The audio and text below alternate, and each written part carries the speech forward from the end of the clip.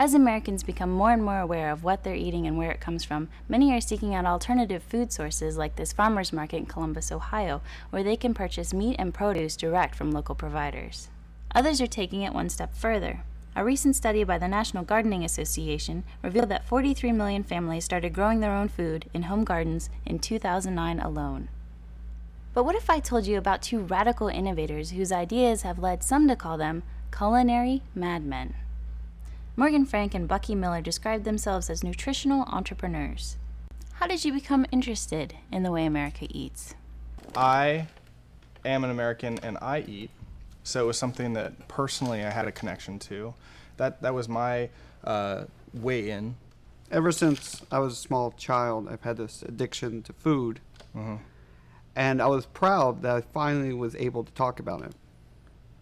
In your opinion, should humans have a diet that includes meat? Clearly there are some people who are turned off by the idea of eating meat. No.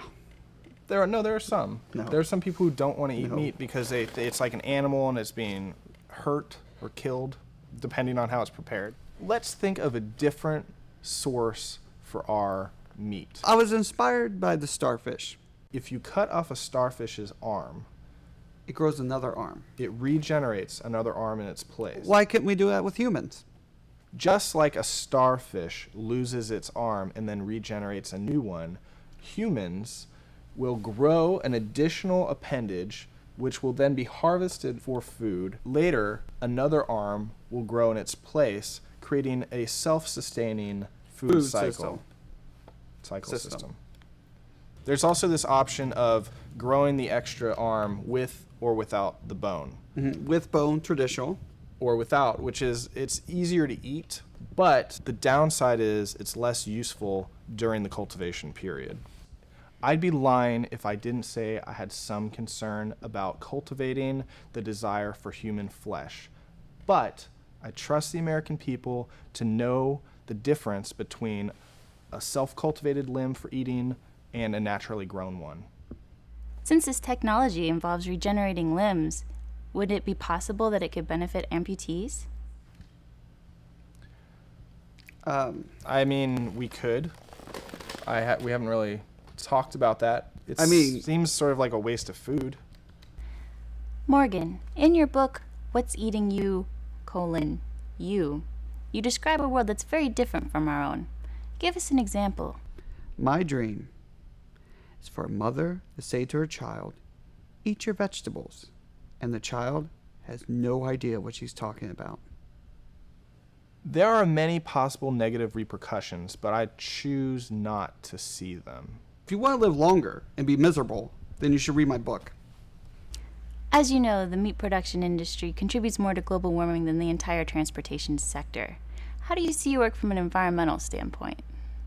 Next question.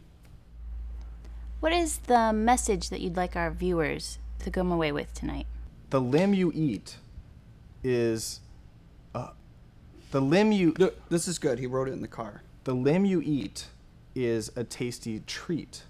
So let's all grow our homemade meat. Many believe this dream of edible appendages that regenerate at will is just that, a dream. And the team of Frank and Miller have little evidence to dissuade skeptics. In fact, the only thing they could show me was this plant. What's interesting about this plant in particular is that using our technology... We made this. Yes, this plant's limb was regenerated through our means. I can take this off and another one will grow.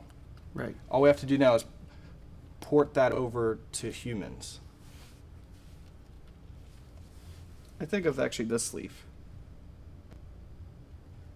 The interview you just watched took place 6 weeks ago. Since that time, Morgan and Bucky have made some drastic strides forward. We've been successful and unsuccessful. Of course there are going to be certain setbacks along the way. When you're doing work this radical, it would be unrealistic for there not to be. It doesn't mean that it's not worth doing. It doesn't mean that we're not going to get there. That's better than what happened to me. Win some, lose some.